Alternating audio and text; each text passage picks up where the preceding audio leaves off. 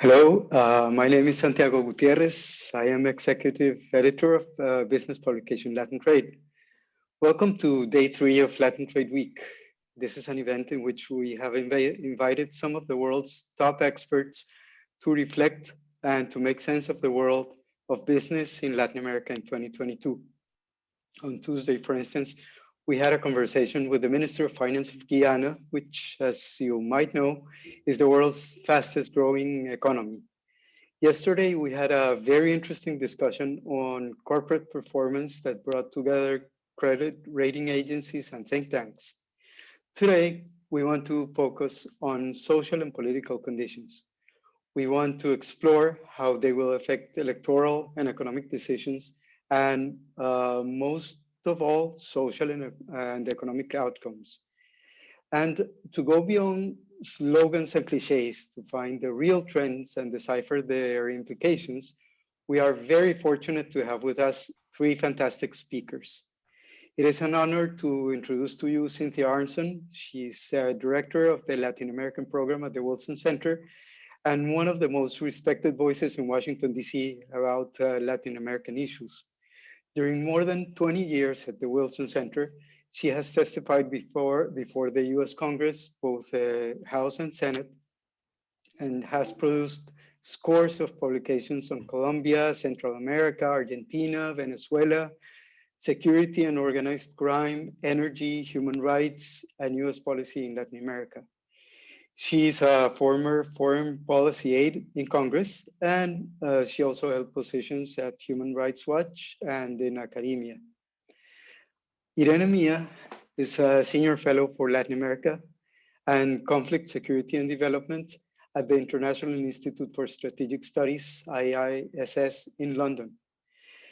She's a former global editorial director at the Economist Intelligence Unit, and prior to that, she was regional director for Latin America and the Caribbean, also at the EIU. And then we have Antonio Ortiz-Mena, who is senior vice president at Albright Stonebridge Group in Washington, D.C., where he provides strategic counsel and assistance to clients across Latin America, basically on trade matters.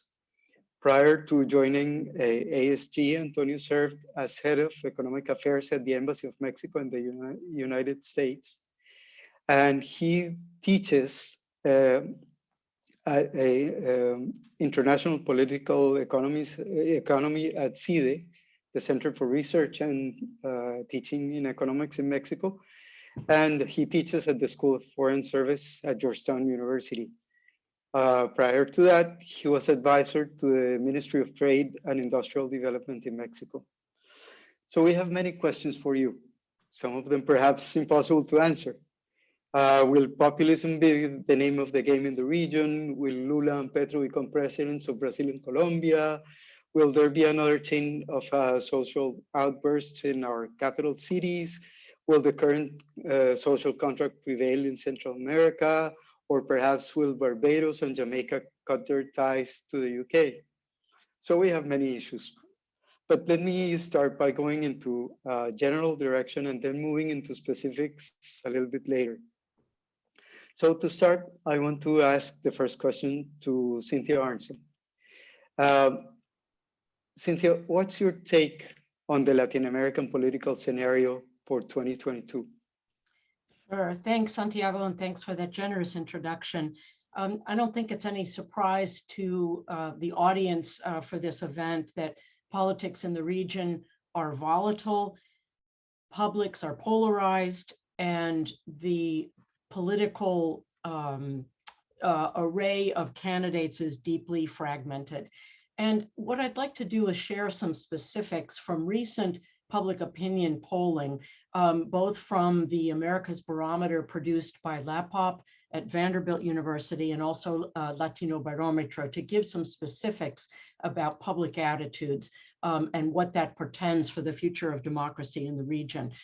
As we know, the toll of COVID-19 has been huge in Latin America, more extensive than in any other region of the world. According to LAPOP, 61% of the people, of the tens of thousands of people they consulted, said that their personal situation had worsened. Fully a third reported having experienced food insecurity as a result of the pandemic. There are some bad news, and I'll end with some good news. A majority believes, and again, these are averages, and the differences between an Uruguay and a Haiti or a Honduras, obviously, are huge. But on average, the majority believes that the rich sometimes or always buy elections. The majority, 65%, believe that corruption is widespread. According to Latino Barometro, only 20% of the public in Latin America believes that the distribution of wealth is fair. Again, a region with wide inequalities that have been exacerbated by the pandemic. Latino Barometro finds that 73% believe that politicians only work for their own benefit. At the same time, the support for democracy as a form of government has been relatively stable, has not suffered dramatically during the pandemic. 61% on average, according to the Americas Barometer, but satisfaction, I think this is more critical, satisfaction with the way democracy delivers or functions is still well below 50%. According to the Americas Barometer, only 43% are satisfied. Latino Barometer has very dramatically worse figures. Only 25% of the public is satisfied with democracy, fully 70% dissatisfied. So one can imagine that this creates a scenario for disruptive candidates, for candidates who are seen as less corrupt, more likely to deliver social and economic benefits that are acutely felt by their absence. So I think that the elections that we have, Chile this weekend, Venezuela parliamentary elections this weekend, Colombia and Brazil with elections next year, we can expect some very volatile scenarios. Thank you, Cynthia. Now let me turn to Irene and Mia. Latin America is crisscrossed by drug cartels, gang wars, and civil unrest. But at the same time, governments have built a better arsenal of conventional and digital tools to prevent crime and to repress crime and dissent. So how do you see the security condition in the region evolving in 2022, Irene? Thanks, Santiago. Good afternoon from London. Pleasure being here again this year. So the short answer, Santiago, I think, is that violence and security conditions are probably likely to worsen, if anything, in the year ahead. This has to do, I guess, with a couple of driving factors. One is the powerful role the pandemic has had in exacerbating root causes of violence and conflict, including, as Cynthia mentioned, inequality, lack of opportunity for the youth, and also institutional fragility. And the second factor and third factor, I would say, have to do with the fact that the government in the region didn't have a good pandemic, while criminal group did. So just to elaborate a little bit on these 3 points, I would say the first, looking at the socioeconomic indicators, it's true that the regional economy is recovering, is in its way to recover. We are with the IMF expect a growth rate of 6% this year. So there is some recovery underway, but the problem is that the lasting scars of the pandemic on socioeconomic condition and indicators are going to be quite important in determining the security situation in the region. As Cynthia also mentioned, what we are seeing is that, yeah, there is recovery, but the recovery is very uneven.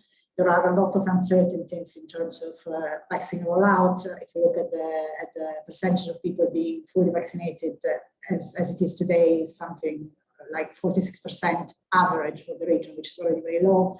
But then you have actually countries like Central America, which are where you have under 25% of people fully vaccinated. Haiti is 0.4%. So there is a very big, I think, cloud of uncertainty in terms of health and economic risk. Socioeconomic indicators, we have seen that, just to add some numbers to Cynthia's number, the pandemic in 2020 has created another 22 million people in poverty, have actually fallen into poverty. Also, the 25 million jobs were actually lost during the pandemic. And if you look at current unemployment rate, is particularly high by historical standards. Especially youth unemployment is very high; it's over 24%. If you look at the youth unemployment rate, and you also look at the fact that the education system has been very much disrupted by the pandemic, and I would say the access to education has been disrupted. Latin America has had the longest school closures between March 2020 and February 2021. Even when the classes went online, it was quite difficult for a lot of people in the region to follow the class for lack of equipment and bad internet connection. So you're really looking at a generation or a different generation of kids, which first of all were out in the street, and secondly, whose perspective to really find a good job and opportunities in the formal economy are very much curtailed by the pandemic.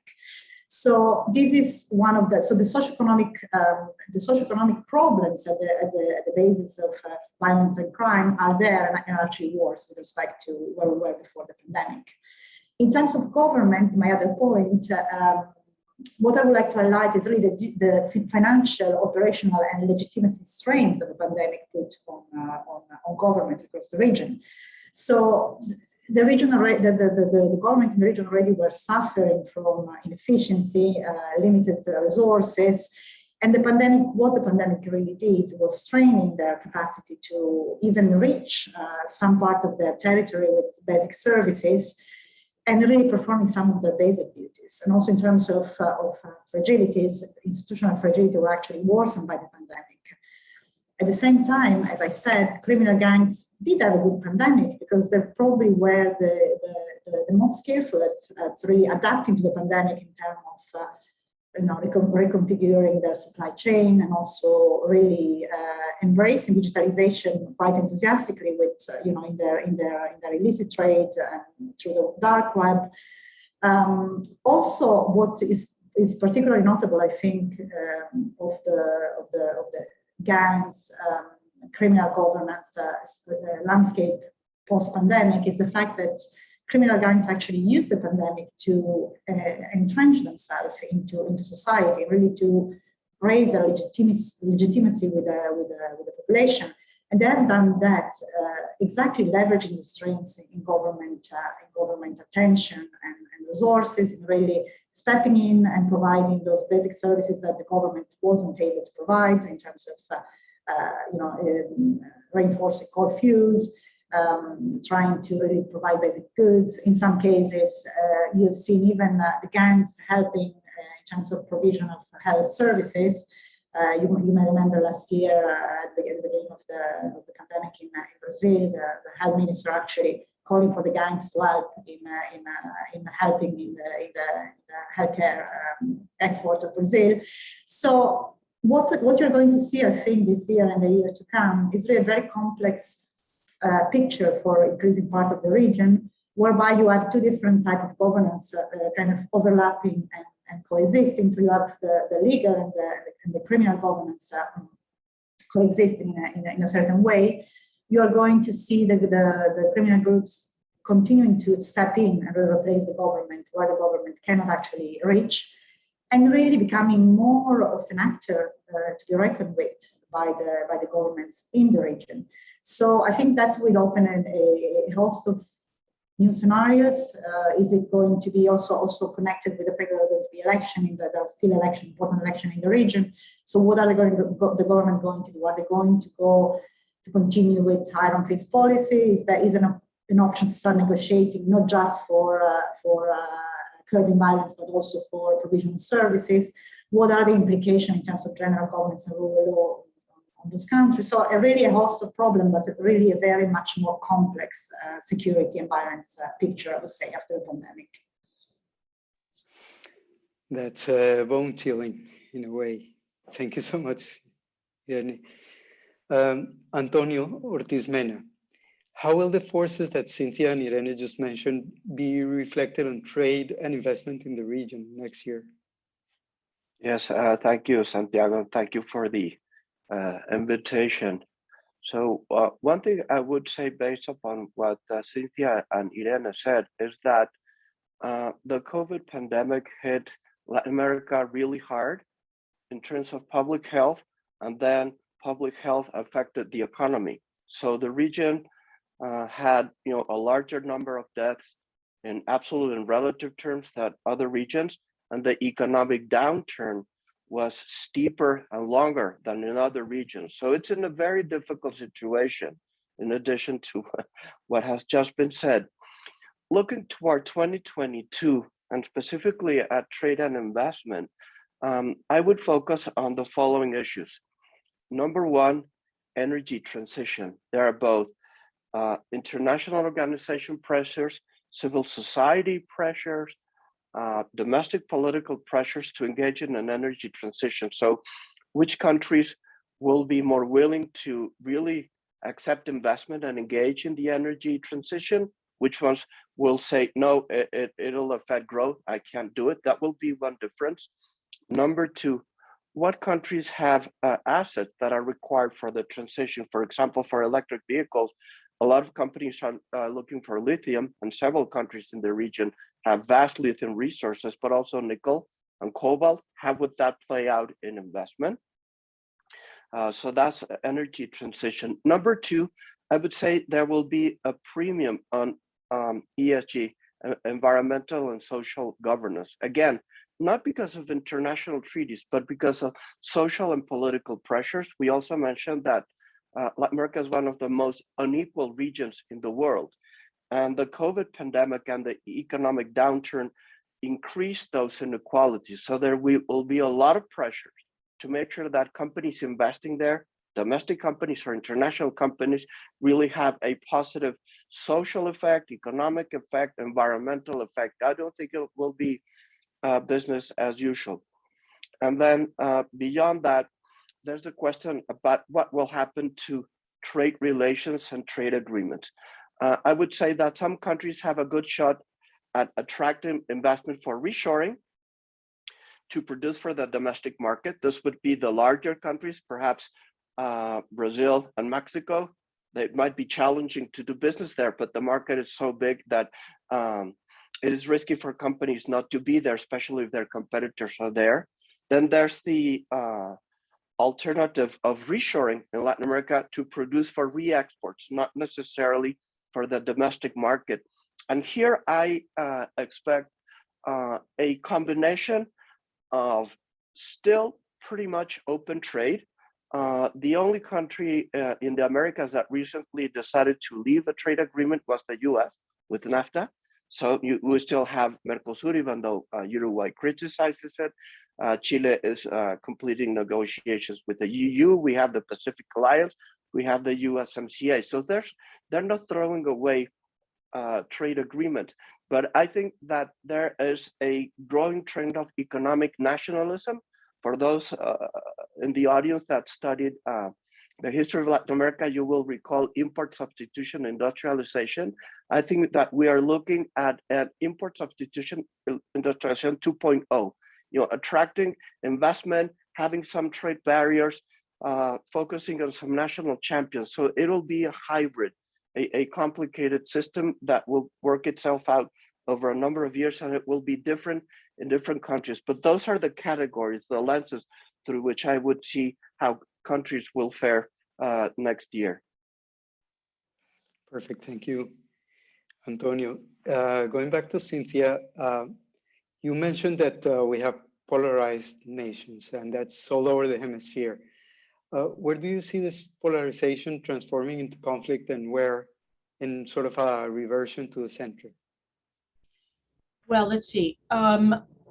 I would say that the center is really struggling. to establish itself. There are tremendous opportunities. Looking just at Colombia or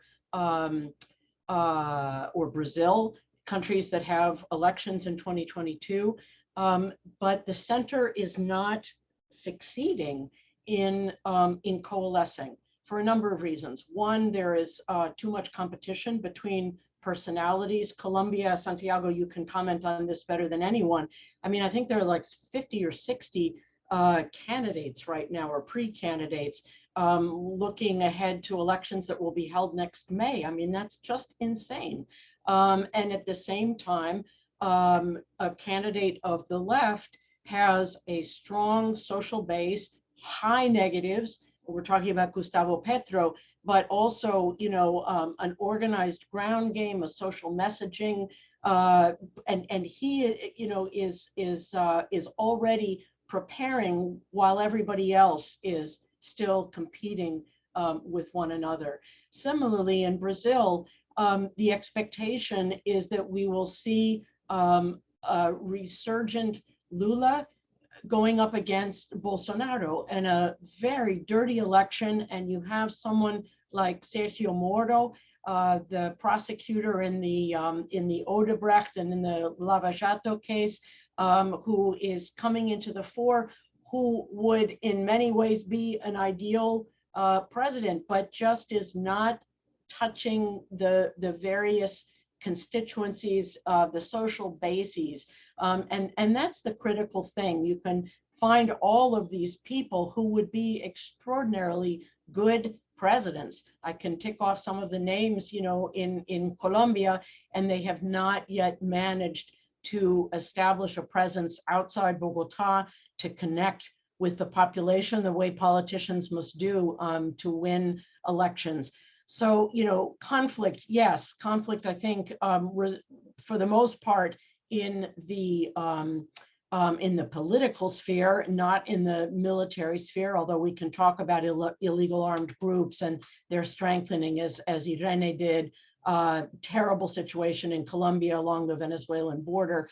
But you know, the confrontation of ideas and of clashing visions about how to organize society. Just look at Chile, you know, with Jose Antonio Cast and Boric, two radically different visions of what Chile's future should be, and those are the two who are widely expected to go into the second round after Sunday's election. So again, a great deal of polarization and strikingly different visions of the political future for their countries.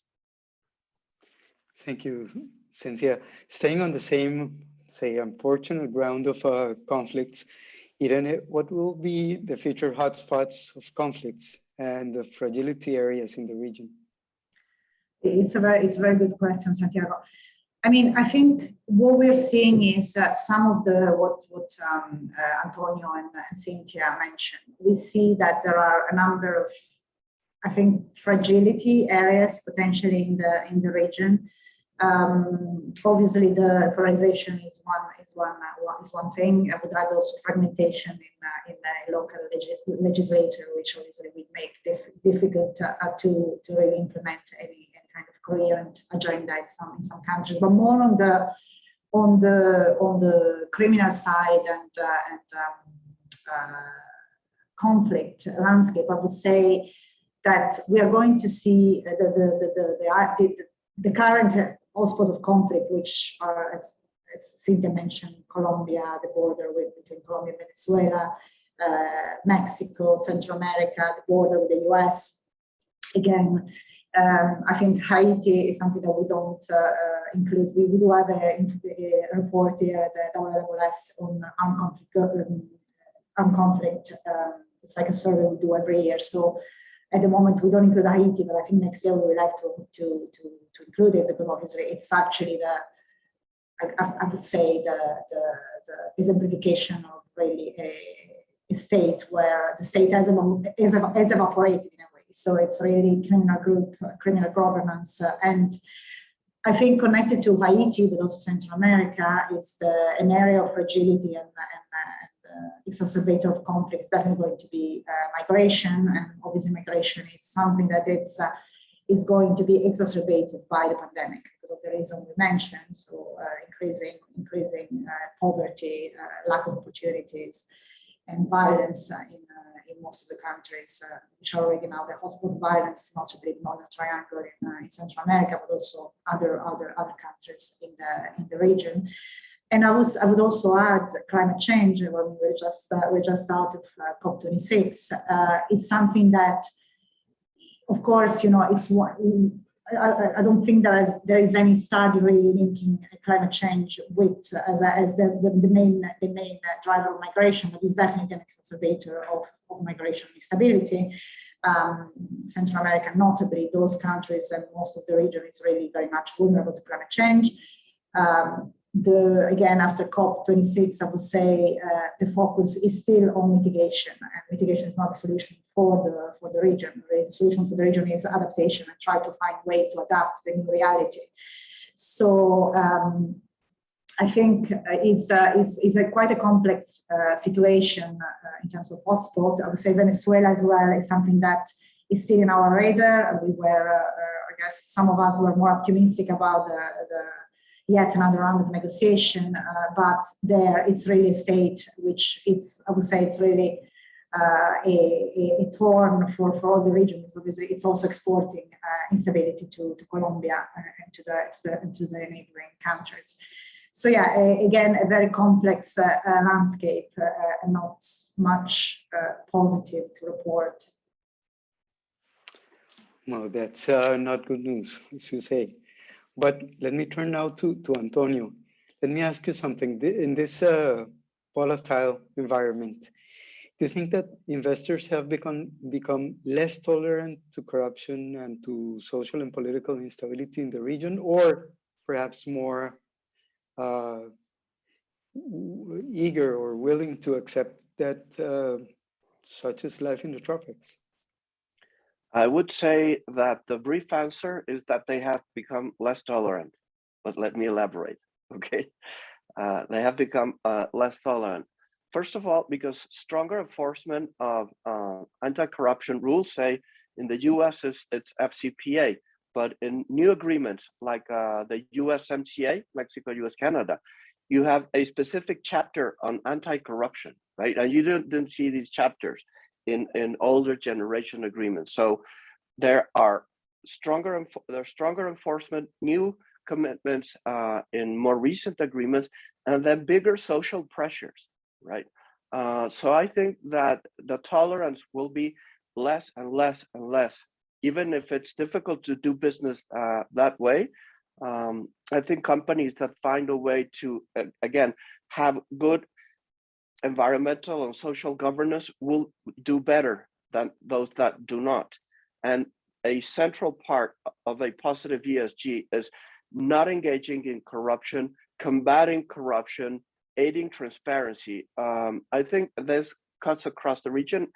For some issues, I think there are a lot of country difference, but I think a lot of the region, if not the whole region, is they've had it with corruption. There's a piece of good news. Cynthia, let me turn back to you. Do you think that President Castillo and President Lasso will finish 2022 in office? And do you see any other places where governance might be a major issue? Well, I would say that if I had to predict, I don't think that Pedro Castillo is going to survive the year. I think that the inexperience, the incapacity is just, really striking.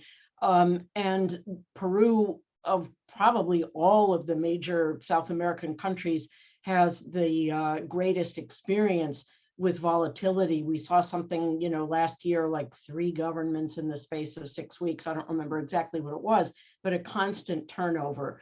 And the election that brought Castillo to power was once again a story of great fragmentation of politics, of divides between rural and urban areas.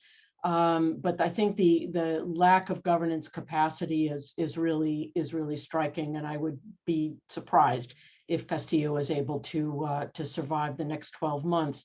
I don't necessarily see the same volatility in Ecuador. I think that Guillermo Lasso came to power with a strong base of support. He is a capable administrator, executive. He has serious people in his cabinet, and at the same time, the social pressures are tremendous. You know, Ecuador was one of the countries hardest hit by COVID. You know, there are social pressures, there are ethnic pressures, there are pressures that derive from the dollarization of the economy and the lack of really the lack of ability of the central bank to kind of take the measures that are needed, you know, in this kind of dramatic setting. There is a significant obligation to repay the IMF, again, an important source of support at a time when the Ecuadorian economy needed it. But at a time of scarcity, I mean, the option, you know, for the government to pay the IMF as opposed to meet social needs is a very, very stark and difficult choice. Nonetheless, I think Ecuador will manage, you know, to negotiate these very turbulent times and find a path forward. I think mostly based on the quality of the people in the government and the appreciation of, you know, of what's going on in society. I mean, you don't see this huge gap between political leadership and you know, the electorate writ large. Thank you. Irene, I think this is going to be a kind of hard question in a sense, but you know, we in media tend to look at areas with explosive violence, and we cover that extensively. But do you see any areas of increased social stability in the region in 2022? That is a hard question, Santiago. I mean, I like to be positive. I'm actually struggling to find a positive. I mean, I guess in general, probably we have to look again at the civil society, grassroots initiative to stabilize, for instance, this segment of the population we're having is the youth, which is really quite problematic when it comes to violence and gangs. So you have seen, and you see across the region, quite a lot of initiative to really, you know, engage youth and reclaim spaces in urban areas. So I think there is good things happening at the grassroots level and at the civil society level. I think in general, what we were mentioning, which is the fact that there is also civil society which is much more vocal in terms of what they want, and you know, they're asking really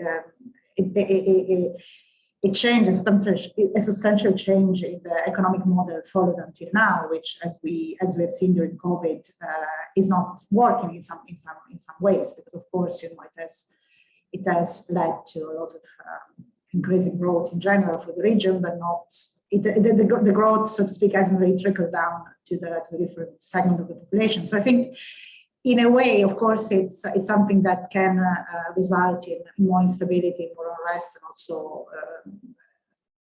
as we see many times, the emergence of populist leader. But at the same time, I think it's the concern and the grievances are actually well funded. So I think it's really the moment, and the pandemic actually has put the government in the situation to have to really address those flaws in the development model. So I think that's a positive, because I do expect, and there has been already quite a lot of thinking on how do you make the growth model more inclusive and more sustainable in terms of it's not just environmental sustainable, but really sustainable in general. So I think that's a positive.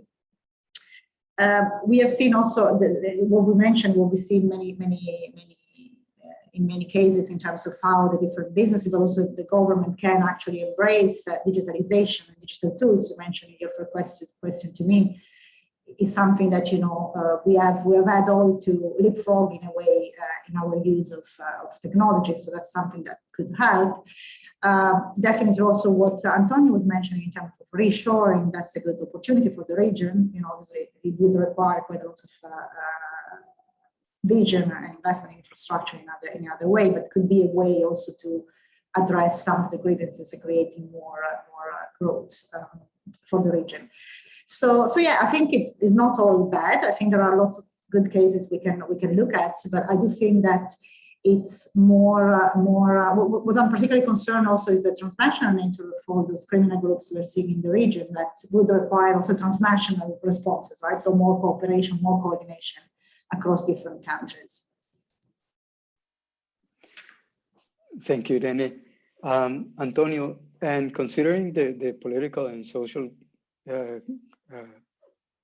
facts that Irene and Cynthia have just stated, do you think that investors are going to still be going into Mexico, Brazil, and Argentina next year, or they will shy away from those countries? Will they perhaps invest and wait, go the mergers and acquisitions way? What do you think is going to be their corporate strategy? Santiago, I believe that it will depend on a sector by sector basis. For example, in terms of reshoring, if they have the option to be in different countries, I think in some instances they might wait until after elections, until they have more clarity on the level of political risk, etc. Right? When they have options. In other instances, they don't have options.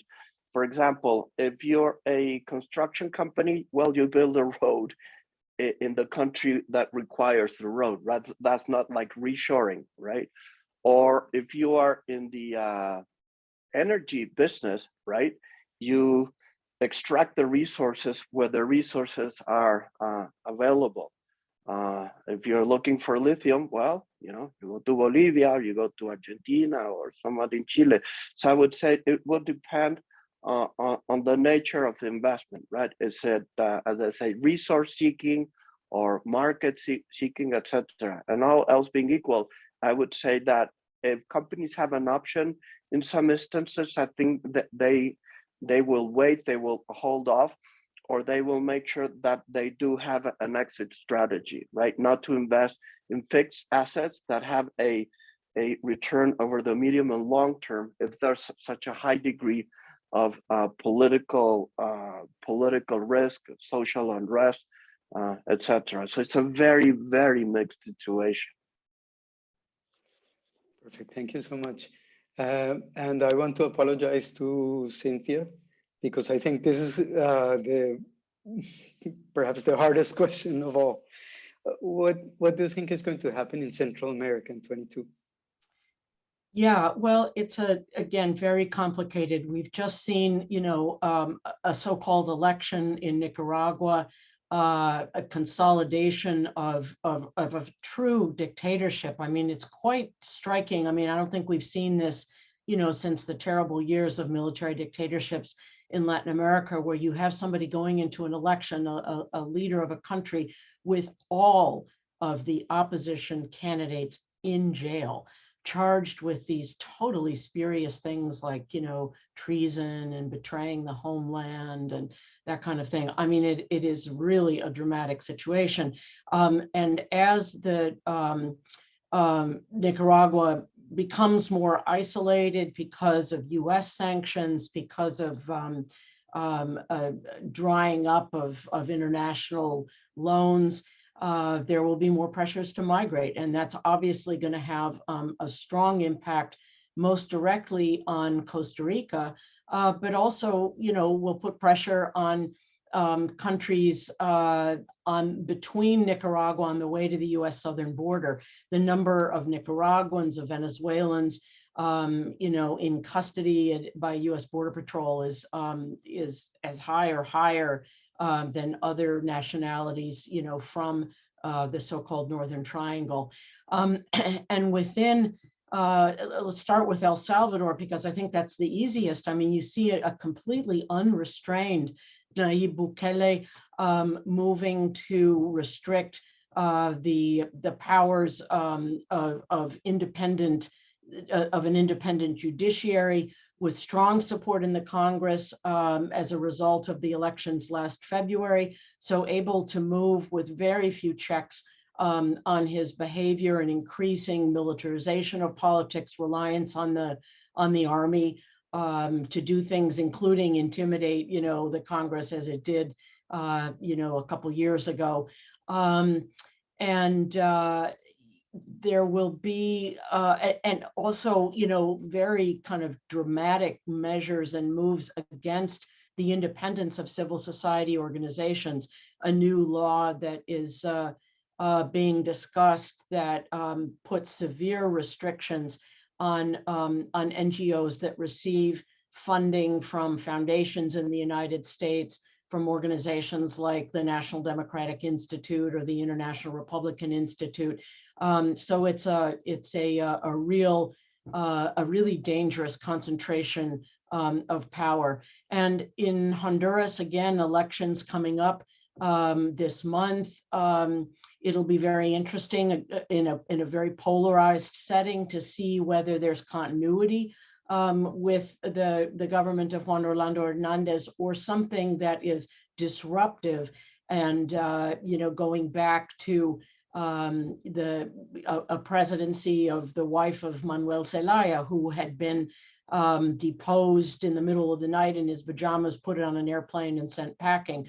Guatemala, again, very discouraging scenario, more and more crackdowns on the judiciary, on the bodies and the prosecutors that have been going after corruption, an undoing of all, not only of the international measures such as the UN Commission Against Impunity, but just a progressive exile of judges and prosecutors that have been trying to go after corruption. So I see the scenario is very difficult. I see that, U.S. relations with the Northern Triangle is going to be very complicated. A desire on the one hand to have the cooperation of those governments in keeping people from migrating. At the same time, an emphasis in the Biden administration on fighting corruption, on promoting civil society and good governance. That's going to mean, greater confrontation with all three governments. Thank you, Cynthia. Perhaps another somber note. Irene, you mentioned the global ties of illegal groups in Latin America. Could you elaborate a little bit more on that? Do you think that they'll have an easier time in 2022? For instance, using, I don't know, perhaps easier access to financial movements through crypto assets and that sort of thing?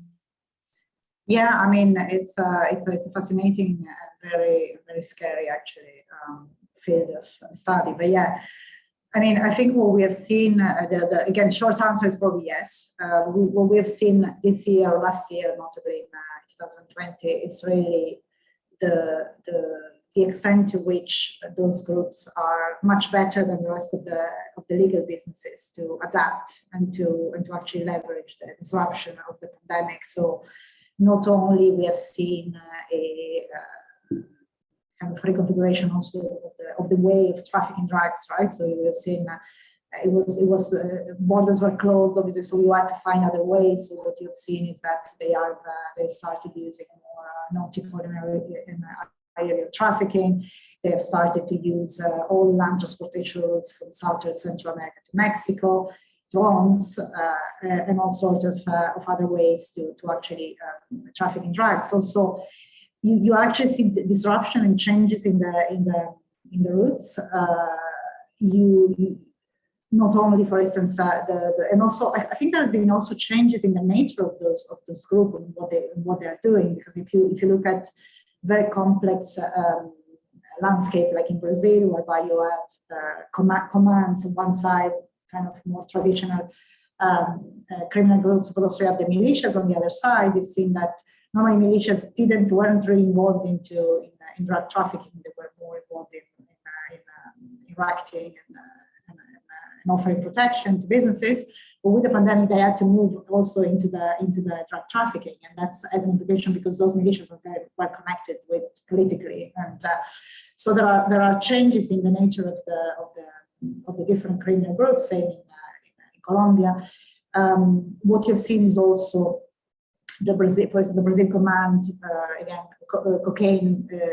The cocaine market in Brazil is quite large by itself, but now more and more those commands are actually supporting and exporting abroad, mostly to Europe, where it's actually more profitable to sell cocaine as opposed to the US as it is now. Also, really, what I was mentioning, their capacity to leverage the technology and the dark web for transaction and really to, as you alluded to, Santiago, really the digital part is quite concerning, and it is also, especially when we look at El Salvador, just not always to pick on El Salvador, but it's true that even the decision of making the Bitcoin a legal tender is something that is interesting on one side, but is also quite ripe with corruption in a country which has problem of corruption flows and not enough control. It could be also something that is very scary from the point of view of money laundering and criminal groups, especially where Salvador sits. So and also we have seen, unfortunately, I haven't been to the region for a year, but I hear a report of for instance, Mexican cartels being actually involved in Chile, in the Mapuche areas, for instance, or even Ecuador. We have seen unfortunately the very tragic riots last week, but also a couple of weeks ago, partly also the Mexican cartels there. And actually, there are also, in a globalized world, actually, again, they've been really, really good at operating and strategizing in a global level. So you see even kind of links across regions, across different type of criminal groups, and also the nature of the illicit trade or illicit flows is such that you really have those connections whereby maybe the revenue deriving from some illicit activity in one part of the world is actually laundered somewhere else and then finance terrorism activity somewhere else. So it's really all very, very connected. I would say also very interesting is that those criminal groups in Latin America, but also across the world, have been really quite good also diversifying activities. So you have seen that drug trafficking, of course, is the main activity, but then you still have, during the pandemic, you saw criminal groups in Brazil diversifying into wildlife trafficking. You have seen groups in Ecuador or Paraguay becoming more active in fuel theft. You see illegal mining in Colombia on the rise. So unfortunately, those groups are not only very, very, very, very apt at using technology and quite global, and they are also very, very global, but they're also very good at moving across different sectors of the illicit economy. That, of course, is going to have very important implication in terms of how the government will actually address those different attacks from very different part of the economy. That's astonishing and, as you say, very scary. Question, Irene, do you have any figure that can show us how big is this illegal activity in Latin America? No, with me, I can find some, and we are also working on a project actually looking at those connections across. Well, we're going to look at, we are looking mostly at the free trade zone as a hub for this kind of activities. So hopefully next year we can share some of the results. Fantastic, thank you, Antonio. Let me turn to another piece on this chessboard. What's China going to be doing next year? Will China increase its business presence in the region? I don't know if the word is increase, Santiago, but I think it will retain a strong presence there, both in terms of market, export destination, and in terms of investment, especially in the natural resource area. Okay, but I do believe this opens an opportunity because there's a very complex geopolitical competition and cooperation, both at the same time between the US and China. And Latin American countries don't want to be caught in the crosshair of that competition or to have to quote unquote choose, right? So from this perspective, I think that companies from Japan, for example, who's a member of the TPP, companies from the European Union could have a big opportunity in Latin America, because Latin American countries will want to diversify the origin of FDI, the origin of technology, and perhaps their export markets a little bit. And there's a close link between the origin of FDI and export destination. So I think this geopolitical competition between the US and China that in a way plays out in the region will actually make it attractive for Japanese and European companies to increase their investments there. I think countries would welcome it. And again, especially on energy transition, clean and renewables, on manufacturing that is using clean or renewable energy because of consumer pressure or shareholder pressure. So I think this could provide an interesting opportunity, Santiago. Perfect, thank you. And perhaps let me ask a final question to all three of you. And it's on climate. Perhaps as integration, I think climate can fill thousands of volumes of government declarations all over Latin America. Everyone is talking about climate and doing things on climate. But do you think that the pressure of global investors and local civil society will have concrete impacts on policy and business action next year? I don't know who wants to. Let me start, because I think we're back to me in the order. I'll just pick up on something that Antonio said earlier, which is that the green energy transition is an enormous opportunity. It's a priority of the Biden administration, and it is a significant growth opportunity for Latin American countries. And the real challenge, I think, will be, taking it to scale and attracting the right kind of investment from the United States, from China, from Italy, from wherever it comes from. And at the same time, you have this. I hate to use the word contradiction, but that's the best word for it, where many countries are reliant on hydrocarbon exports. And in the case of a country like Colombia, coal, still goes in fairly sizable quantities, particularly to China, and I think also to India. It's impossible right now for Latin American countries to cut back on that. You mentioned earlier that Guyana is the largest, the fastest growing economy in the world because of oil deposits. So I think, there's an opportunity. There are some obvious limitations in terms of recovering from COVID and the necessity to continue with hydrocarbon exports. But if you look for sort of the economy of the 21st century, this is a real opportunity.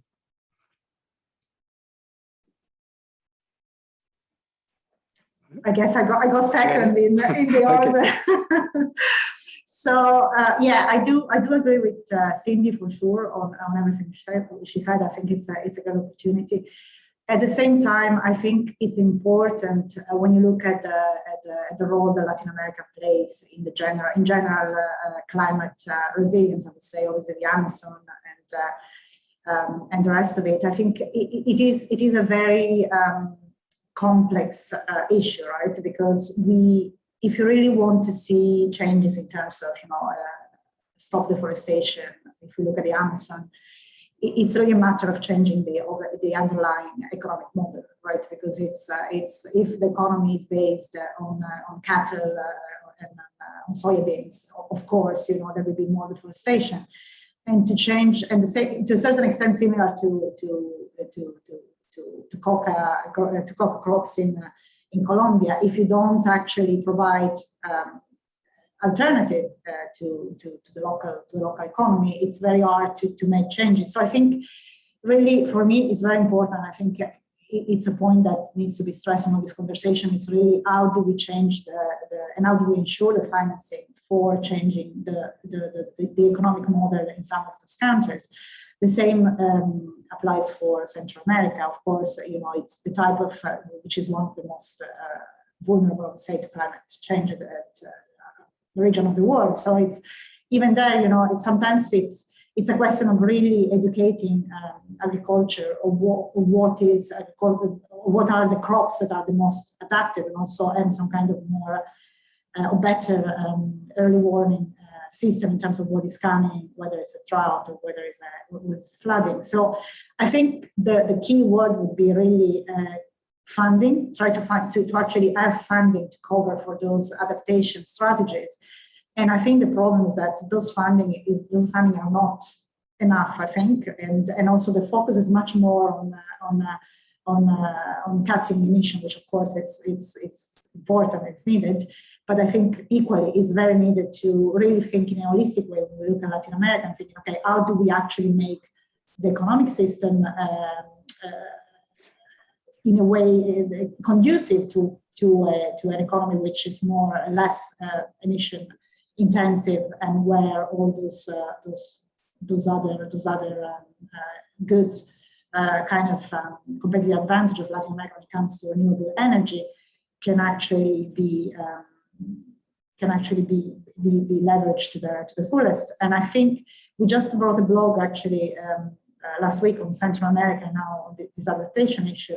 Maybe it's a really question of also looking at what the private sector, how do, again, maybe the new frontier of private-public partnership in some fashion there, maybe in the case of Central America, maybe really leveraging the power of remittances, the power of the diaspora, which is huge in those countries. So I think it's a very much a holistic way in which we would look at the problem of the region and find solutions which are sustainable based on really rethinking of the models in the region.